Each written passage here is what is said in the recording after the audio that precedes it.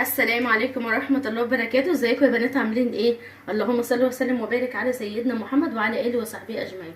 عاملين ايه النهارده؟ ان شاء الله هنعمل طاجن مكرونة بالفراخ. عايزة تعمليه بالفراخ، عايزة تعمليه بالسجق ينفع، عايزة تعمليه باللحمة المفرومة ينفع، عايزة تعمليه بالكبد العصافير ينفع. المكرونة دي بتشكليها زي ما انت عاوزة. الطاجن اللي هنعمله النهارده ده بتشكليه زي ما انت عاوزة، بس انا عندي فراخ هعمله النهارده ان شاء الله بالفراخ. ماشي، تعالى اقولك بقى المكونات ايه. انا عندي كيسين مكرونه. الكيسين المكرونه دول هعمل بيهم ايه؟ هعمل بيهم 2 طاجن. ومعايا هنا كيلو فراخ، كيلو او ازيد شويه.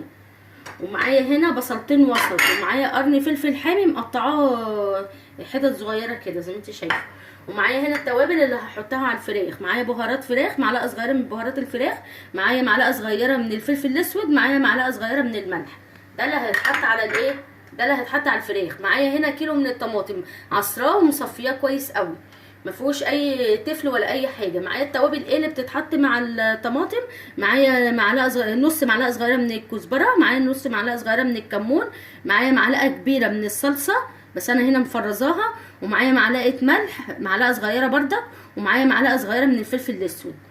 ومعايا هنا جبنه موتزاريلا. عايزه تحطي جبنه موتزاريلا حطي، مش عايزه تحطي جبنه موتزاريلا براحتك، دي اختياري، بس انا عشان هعملها لاولادي زي بتاعت بره بالظبط.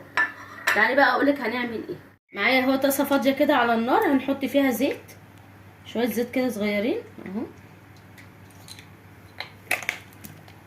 هنخليها بقى تتقدح كويس قوي، يعني تسخن كويس قوي اهي. نحاول بقى نعمل حاجتنا ايه في البيت بقى. اي حاجه غاليه بره نعملها في البيت. يعني الطاجن ده انا كنت بجيبه ب 15 جنيه وب 20 جنيه، دلوقتي مصطفى ابني بيجيبه بكام؟ بيجيبه ب 35 جنيه، ما ياكلش طفل صغير قد كده بالظبط. كل الحكايه بيحطوا عليه جبنه موتزاريلا. انا هعملها له النهارده احلى من بتاعه بره، وبتتحط بردك عليها جبنه موتزاريلا اهي. هنسخن الزيت قوي كده اهو زي ما انتوا شايفين، ونخليها تتقدح حلو. وبعد كده ايه كده اهو، بعد كده تنزل بقى عليها الايه، الفراخ بتاعتنا.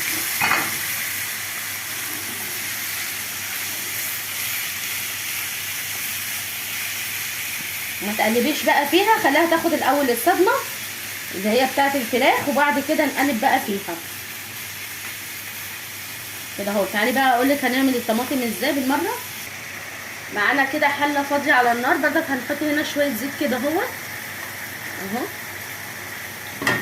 حبه زيت حلوين كده، نسيبهم بردك يتقدحوا شويه. تعالي بقى نقلب الفراخ. اول ما تاخد بصي صدمه كده من تحت، روحي من هنا بقى تقلبي كويس. طب انا ما عنديش طاجن، هعمل لكم بردك في صينيه صغيره بتاعت ديفيل عادي خالص، مفيش حاجه تقف قصادنا.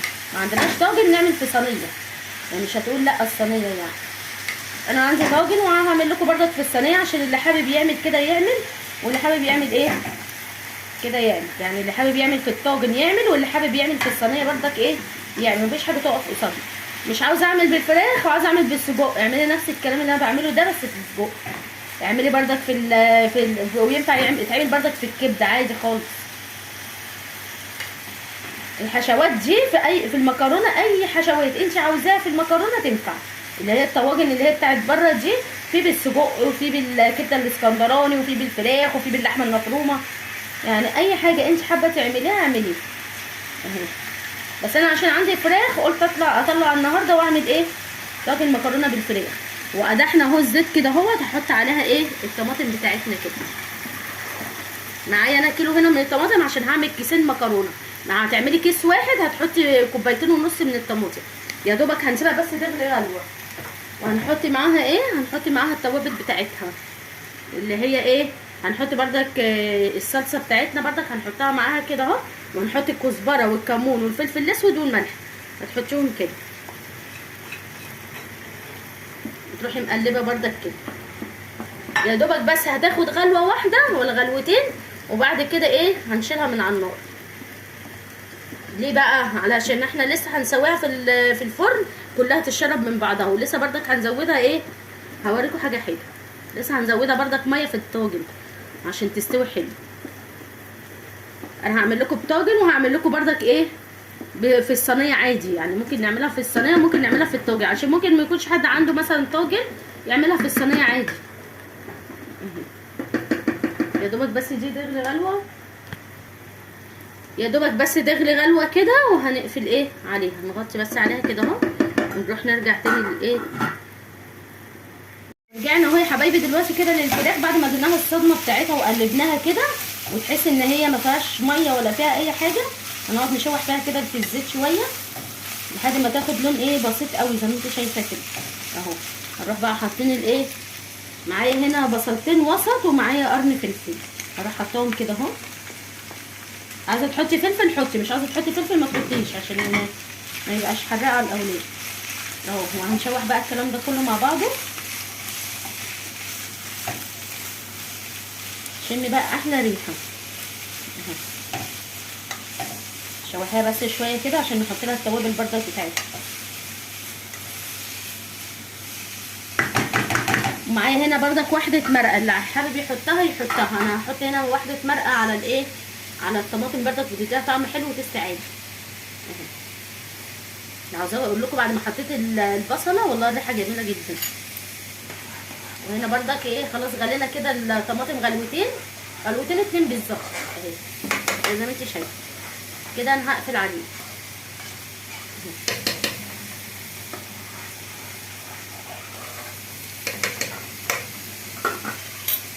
اهو. هنقلب بقى الفراخ مع البصله مع الفلفل.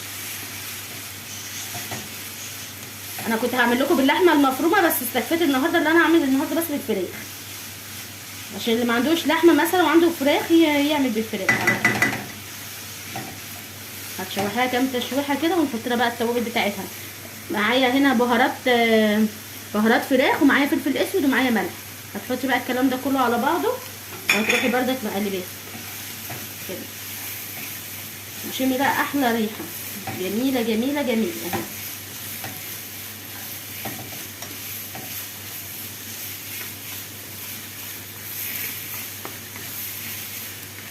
انت لو هتعملي اقل من كميه الفراخ دي هتحطي لها بصلايه واحده.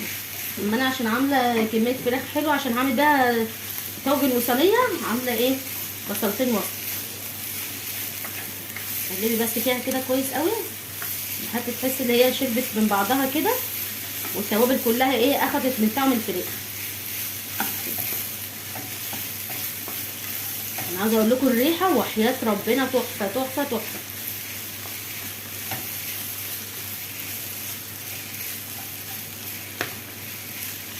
كده اهو بتقلبي حلو قوي لحد ما يقف ايه، تقف على حيلها كده وتحسي ان هي ايه. بصي ما فيهاش ميه ليه؟ عشان احنا ادينا لها صدمه حلوه قوي.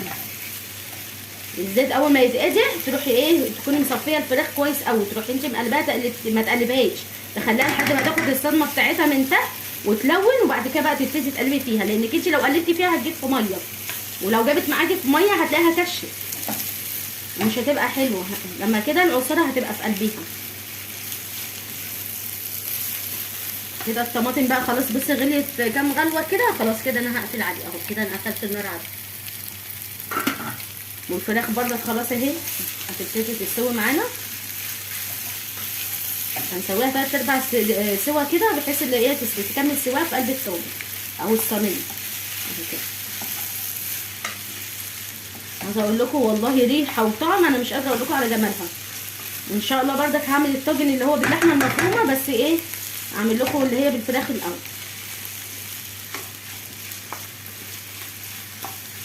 تعالي بقى اوريكي هعمل الطواجن ازاي. معانا زيت هنا اهو يا حبايبي. هتعملي ايه بقى، هتحطي في الطاجن بتاعك كده من تحت نقطتين كده من الزيت، وهتروحي ايه دهناه كده، عشان لو انت هتقلبيه في طبق ولا حاجه. وبرضك هنعمل كده اهي. ما عنديش بقى طاجن، عندي صينيه، اي صينيه بس يا ريت تكون ديفال عشان ما تلزقش فيها. وهتحطي لها بردك نقطتين كده من الزيت، وهتروحي ايه مقلباه تقليبه حلوه كده، عشان لما تيجي ايه تقلبيه يتقلب على طول معاكي اهو كده زي ما انت شايفه. نعمل ايه تاني هقول لك هنعمل ايه تاني. بعد كده بقى هحط نص كميه الايه الفراخ اللي انا عملتها هنا اهو كده في الصينيه بتاعتي كده. انا عاوزه اقول لكم طاجن تحفه تحفه تحفه والله العظيم.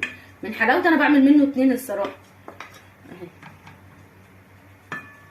والتوابل اللي انا حطاها كمان حلوه قوي، بتخلي ليها ريحه وتست عالي قوي. ووحده المرقه يا ريت تحطها في الطماطم لانها فعلا بتدي طعم حلو قوي في الطماطم. اهو معانا هنا بقى مكرونه، هنفتح كيس المكرونه كده عادي خالص ونحط عليه كيس مكرونه كده ني. عاوزه تسويه نص سوا مش مشكله، بس هو ني كله هيستوي في بعض اهو كده.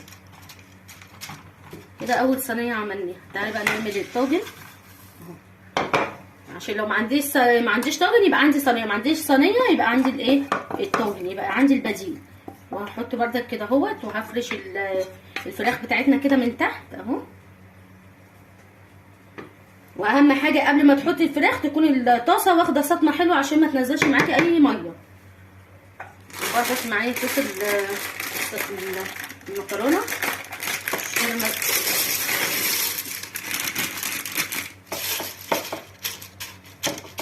كده اهو.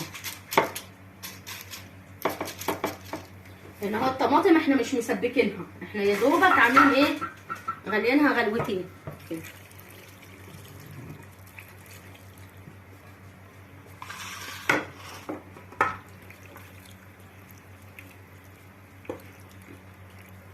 عايزه اقول لكم حاجه كده قمر وتحفه تحفه تحفه. بصوا عامله ازاي. هنزودها بردك كده بالميه.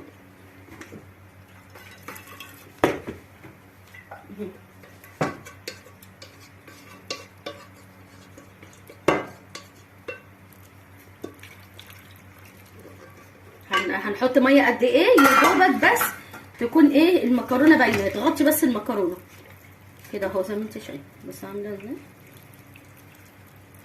وبرده في نفس الكيس هنعمل في الطاجن كده. هنحط الجبنه الموزاريلا امتى؟ بعد ما المكرونه خالص تستوي نروح حاطين الايه الجبنه الموزاريلا بتاعتنا كده اهو زي ما انت شايفه. ما تكتريش فيها الميه عشان ما تعجنش منك، يا دوبك بس بتتغطى كده. دلوقتي برضك هنغطيها بالايه بالورق الفويل. وخلاص خلصنا بقى مع بعضنا يا حبايبي. بعد ما عملنا الطاجن والصينيه كده هنعمل ايه؟ هنغطيه بقى عشان يستوي معانا سوا حلو. هياخد معانا نص ساعه في الفرن، ياخد كام غلوه في الفرن على درجه حراره عاليه. وبعد كده بقى بتوطي عليها الايه بتوطي عليه الفرن عشان يستوي حلو المكرونه. بس هتقفلي وتغطي عليه كده كويس قوي. الجبنه الموزاريلا بقى طبعا بعد ما المكرونه هتستوي هنحط عليها الايه الجبنه. حابه تحطي الجبنه حطي، مش حابه تحطي الجبنه براحتك برضه. معايا غطا كده اهو. اهم حاجه انك تغطي الطاجن بتاعك. دلوقتي بقى هنسويها وبعد ما تطلع من الفرن هوريها لك هنعمل ايه بعد كده. واهو يا حبايبي دلوقتي طلعناهم من الفرن، دي اللي بالجبنه الموزاريلا ودي اللي من غير. دلوقتي بقى عاوزه اقلب لكم اللي هي من غير جبنه موزاريلا دي، بتسيبوها بقى تهدى شويه علشان ايه ما تفكش مننا تبقى ماسكه ببعضها. وبعد كده نعمل كده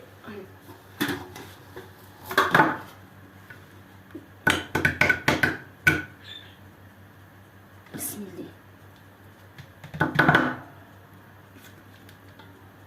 الله الله بص الجمال ده كمان. بص في الطبق هنا بص عامله ازاي وجمالها عامل ازاي. ده كمان اللي في الطاجن بص عامل ازاي. اللي في الطاجن كمان تحفه تحفه تحفه. هو مسكت شويه في الطاجن اهي كده كده هتتاكل وكل ده هيتفك، بس انا بوريكم بص على الجمال اللي نازل منه عامل ازاي.